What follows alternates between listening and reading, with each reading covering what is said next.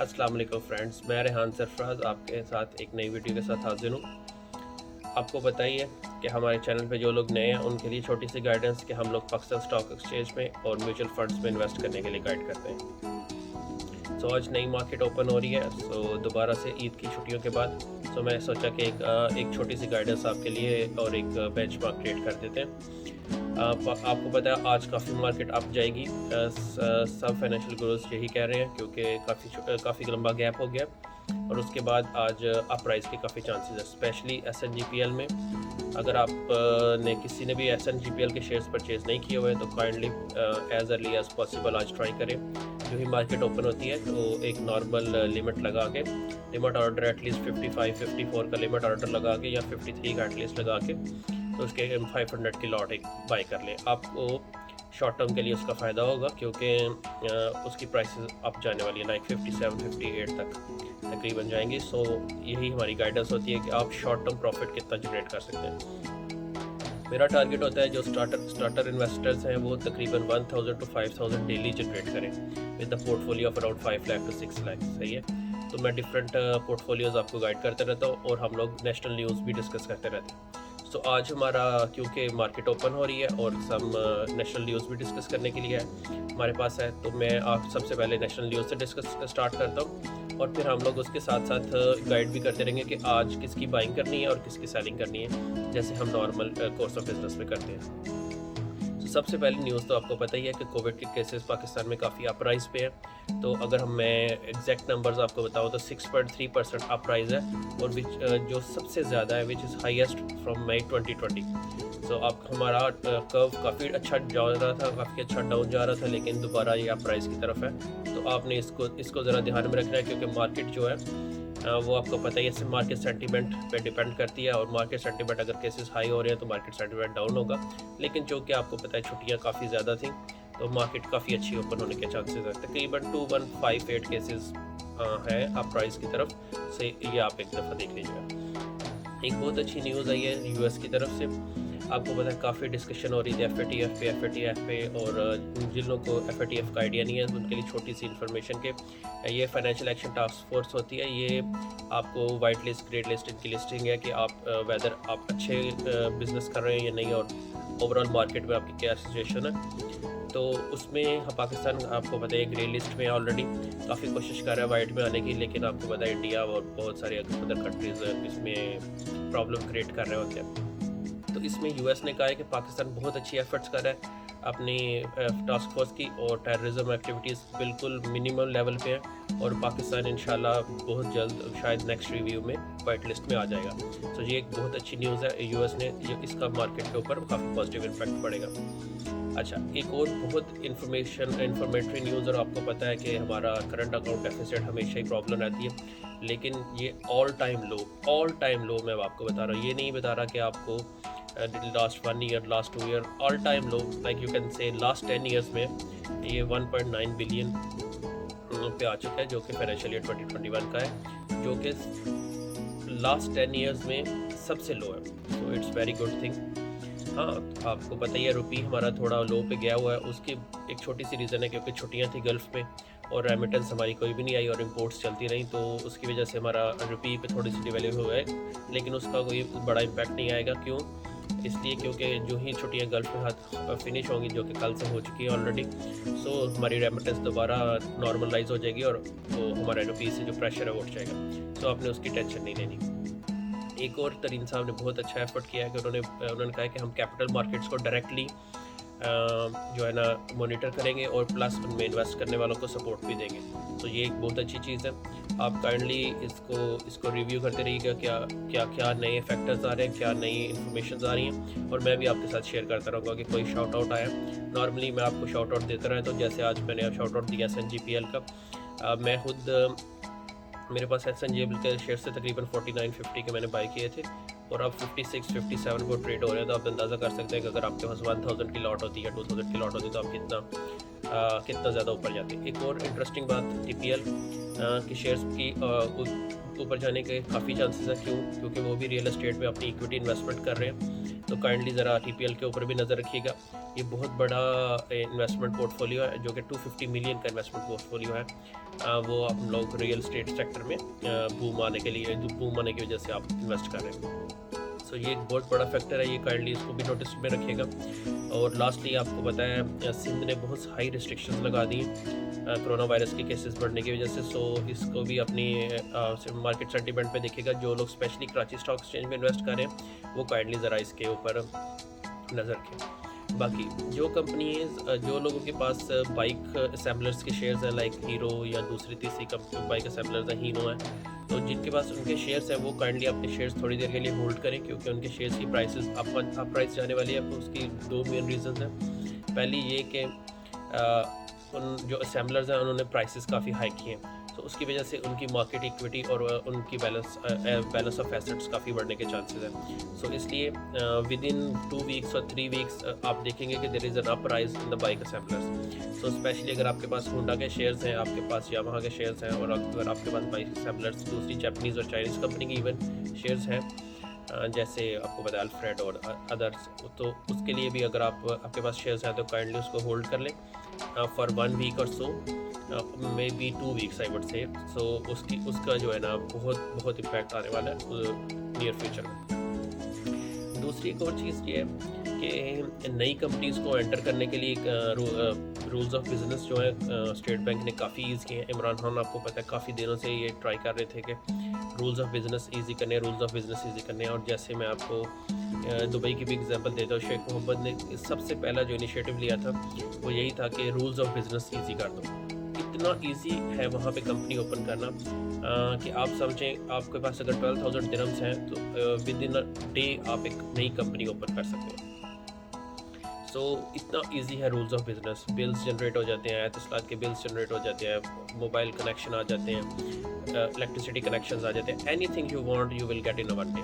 सही है, तो ये आपने इसके ऊपर भी फोकस करना है, क्योंकि जो ही नई कंपनीज मार्केट में आएंगी, नई IPOs ओपन होंगे, तो आपने उनको बाय करना है। हाँ, ये मेरी गाइडेंस आप हमेशा आपके साथ रहती है कि किस कंपनी के IPOs बाय करने और किसके नहीं। रिसेंटली हमने सिटी फार्मा के IPOs के ऊपर गाइडेंस दी थी कि आपने सिटी फार्मा के IPOs बाय करने, और आप देख सकते हैं कि 35 का हमने वो शेयर परचेज़ किया था लास्ट लॉट में, और वो 38, 39, 40 पे अब ट्रेड हो रहा है। तो अब अगर आपने 500 की लॉट ली थी तो आपको तकरीबन मिनिमम अच्छा प्रॉफिट आ जाएगा, और अगर आपने 1000 की लॉट ली थी तो उसके ऊपर भी आपको 4000, 5000 का प्रॉफिट आ रहा है पर डे, अगर आप जनरेट करना चाह रहे हैं। सो इसके लिए मैं हमेशा गाइड करता रहता हूँ, क्योंकि आपको पता है फार्मेसी बिजनेस अभी बूम पे है ड्यू टू कोविड और अदर फैक्टर्स भी, और हेल्थ केयर का बिजनेस आपको पता है हमेशा का बूम पे रहता है। सो आपने इसको ज़रा काइंडली देखना है, क्योंकि नई कंपनीज जब आएंगी तो मैं आपको गाइड भी करूँगा। आप मुझे कमेंट में पूछ भी सकते हैं, या आप मुझे DM भी कर सकते हैं कि क्या सीन है, किस कंपनी के IPOs लॉन्च हो रहे हैं और किस कंपनी के हमें परचेज़ करने चाहिए। और अगर आप इंटरेस्टेड है इंटरनेशनल ट्रेडिंग में, लाइक टेस्ला में या अमेज़ॉन में या eBay में या किसी भी इंटरनेशनल ट्रेडिंग में हैं इंटरेस्टेड, तो मुझे फिर भी कमेंट में बताइएगा। मैं उसके ऊपर भी आपको गाइडेंस दूंगा कि आप कैसे eToro या क्रिप्टो करेंसी या दूसरी ऐप्स जो है ना यूज़ करके इंटरनेशनल ट्रांजेक्शन्स भी कर सकते हैं। ठीक है, मैं गाय पे गाय आपको गाइड करता रहता हूँ इन छोटी छोटी बातों पे, लेकिन चूँकि हमारा फाइनेंशियल गोल क्या है कि फाइनेंशियल इंडिपेंडेंस हमारी होनी चाहिए, हमारा जॉब डिपेंडेंट नहीं रहना चाहिए। जॉब करनी चाहिए, मैं ये नहीं कह रहा कि जॉब छोड़ दें आप एकदम और स्टॉक एक्सचेंज में सिर्फ स्टॉक एक्सचेंज डिपेंड करें, लेकिन मेरा पॉइंट ये है कि अगर आपकी जॉब चली जाती है 6 months 1 year down the road, तो आपके पास इतनी अर्निंग्स आ रही हो डेली बेसिस पे और मंथली बेसिस पे कि आप अपने रनिंग एक्सपेंसेस मीट कर सकें। ये हमारा गोल है। और अर्ली रिटायरमेंट, लाइक 40 ईयर्स में आप रिटायर हो और बाकी लाइफ आप आराम से गुजारें। आपको पता ही है, मैंने आपको बताया कि SNGPL काफ़ी हाई जाएगा, और इसका एक और रीज़न भी है। आपको पता है UFG ने बेंचमार्क्स अलाउ कर दिए, सो अब लाहौर हाई कोर्ट की वजह से, सो आपको पता है उसकी वजह से भी SNGPL काफ़ी अप जाने के चांसेस हैं। सो इसकी डिटेल्स आप टर्बन पे पढ़ सकते हैं, आप बिजनेस रिकॉर्डर भी पढ़ सकते हैं। मैं नॉर्मली एक वीडियो में इतनी डिटेल्स में नहीं जाता, लेकिन मैं आपको सिर्फ आइडियाज़ दे देता हूँ, ताकि आप जाके इन्वेस्ट करने के बिफोर टेकिंग अ डिसीजन आप एक दफ़ा रिव्यू कर लें, टॉप गेनर्स, टॉप लूज़र्स, और कोई आपके पास रिसर्च प्रोटोकॉल्स हैं तो वो भी आप देख लें। एक बात याद रखिएगा, गवर्नमेंट जो है वो शुगर जो कंपनीज हैं उनके ऊपर टैक्सेस रेस करने वाली है। सो इसलिए हमने शुगर की किसी भी कंपनी में बाइंग नहीं करनी फ़िलहाल, ठीक है। जो नवंबर 30 तक ये मेरा आपके साथ प्लान है कि नवंबर 30 तक आपने बाइंग से अवॉइड करना है शुगर कंपनीज की। जो ही उसकी सेल्स टैक्स रिवाइज होते हैं, जो ही उसके टैक्सेस रिवाइज होते हैं या कोई क्लियर कट बाउंड्री आती है, उसके बाद आपने इन्वेस्ट करना है। इससे पहले आपने शुगर कंपनीज में इन्वेस्ट नहीं करना, ठीक है। लास्टली मैं 2 चीज़ें और आपको बता दूं कि आपने जो PSM है, जो प्राइवेटाइजेशन कमीशन है पाकिस्तान का, उसने भी अप्रूव किया है हमारा नया स्ट्रक्चर प्राइवेटाइजेशन का। सो उसकी वजह से पाकिस्तान स्टील मिल जो है ना वो प्राइवेटाइज होने जा रही है। ये काफ़ी देर से पेंडिंग इशू था, ये हम लोग अब इसकी तरफ फाइनली जा रहे हैं पाकिस्तान स्टील मिल को प्राइवेटाइज करने में। और अगर इसका IPO वगैरह आता है या इसके ऊपर कोई फर्दर डिटेल्स आती हैं तो वो भी मैं आपके साथ शेयर करूँगा।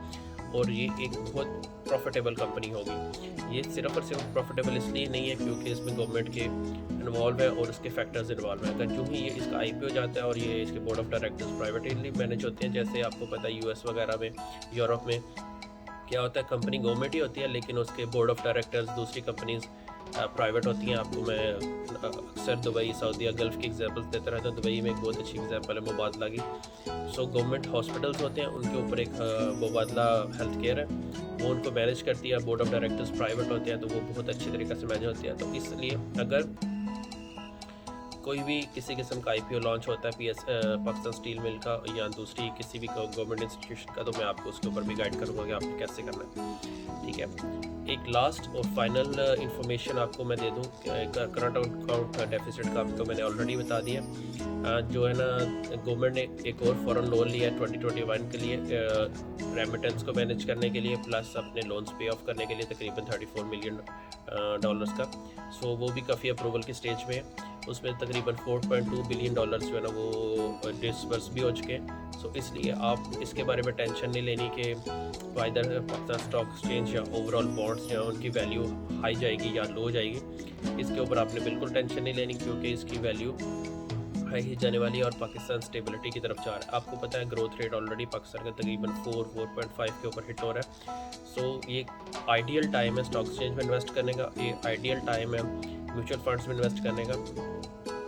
और इसलिए प्लीज़ काइंडली, अगर आपके पास सेविंग्स है, अगर आपके पास एक्स्ट्रा कैश पड़ा हुआ है और बैंक्स में पड़ा हुआ है, तो काइंडली इन्वेस्ट करें और उससे एक हेल्दी रिटर्न जनरेट करें। फाइनली आपको 3 से 4 इन्फॉर्मेशन मैं दे दूं जो टुडे आपने जब मार्केट ओपन होनी है तो उसके ऊपर हिट करना है। पहली इन्फॉर्मेशन आपको मैंने बता दी है, SNGPL का शेयर्स है उसके ऊपर हिट करना है। दूसरी इन्फॉर्मेशन ये है कि नेस्ले के जो शेयर्स है वो ऑल टाइम लो पे जा रहे हैं। सो इसका मतलब है कि वो अप जाने वाले हैं। सो अगर आपके पास नेस्ले के कोई भी लेकिन ये है कि नेस्ले का शेयर थोड़ा सा एक्सपेंसिव है। सो आपको अगर ऑल टाइम लो पे जा रहा है लेकिन अगर आपके पास थोड़ा एक्स्ट्रा कैश पड़ा है तो नेस्ले में इन्वेस्ट करें और नेस्ले 100% एक स्टेबल कंपनी है और ये ऊपर ही जाएगी। थर्डली आपने OGDC में इन्वेस्ट करना है। OGDC का शेयर्स भी अब जाने वाले हैं। आपको पता ही है कि पेट्रोल प्राइसेस और भी बूम आया हुआ 70 to 75 बैरल डॉलर जो है ना उसकी प्राइसेस हो गई हैं और उसमें मज़ीद इंक्रीज़ आ रहा है क्योंकि UAE और सऊदी अरेबिया का आपस में पैक हो गया प्रोडक्शन इंक्रीज़ करने के मामले में और प्राइसेस को भी मैनेज करने के मामले में। सो इसलिए उसके ऊपर भी आप काफ़ी नज़र रखिएगा OGDC में। ये 3 फैक्टर्स हो गए। मैं आपको पता है हमेशा आपको 5 कंपनीज गाइड करता हूँ। सो ये आज OGDC, SNGPL और नेस्ले पे आपने फोकस रखना है। चौथा फोकस आपने रखना है मसूद टेक्सटाइल मिल्स पे जो है ना, और कोहिनूर टेक्सटाइल मिल्स पे। एडिशनली मैं आपको थोड़ा सा म्यूचुअल फंड्स के बारे में गाइड कर देता हूँ। अपने 3 बैंक्स हैं, हबीब बैंक, फैसल बैंक और मिज़ान बैंक। इनके जो म्यूचुअल फंड्स हैं उनमें आपने इन्वेस्ट करना है। मिज़ान बैंक में स्पेशली कराची इंडेक्स फंड हो उसमें इन्वेस्ट नहीं करना क्योंकि वो काफ़ी डाउन जा रहा है। आपने उनके इस्लामिक इन्वेस्टमेंट फंड में या खाना आमदनी फंड में इन्वेस्ट करना है। HBL का सिमिलरली उनका जो स्टॉक एक्सचेंज का फ़ंड है तो उसमें आपने इन्वेस्ट करना है और प्लस EFT फ़ंड जो है उनका उसमें इन्वेस्ट करना है। इसी तरह फैसल बैंक का जो इस्लामिक फ़ंड है उसमें आपने इन्वेस्ट करना है, वो काफ़ी अपराइट जा रहा है। जो कमर्शियल फंड्स हैं वो इतने अच्छे परफॉर्म नहीं कर रहे। सो तकरीबन आपको 7 to 8% रिटर्न आपको इन फंड्स पे मिल जाएगा। तो अगर आपके पास एक्स्ट्रा कैश पड़ा हुआ है और आप एक सिक्योर इन्वेस्टमेंट की तरफ जाना चाह रहे हैं तो काइंडली आप इन फंड्स में इन्वेस्ट कर दें। Thank you so much. Please इस चैनल को सब्सक्राइब करें। अगर आपको फर्दर इन्फॉर्मेशन चाहिए तो मुझे कमेंट में या डीएम करें, मैं आपको गाइडेंस करता रहूँगा। और आपको पता ही है मैं ईटोरो वगैरह भी आपको गाइड करता हूँ अगर आपने इंटरनेशनल शेयर्स में भी इन्वेस्ट करना है। Thank you so much. अस्सलाम वालेकुम।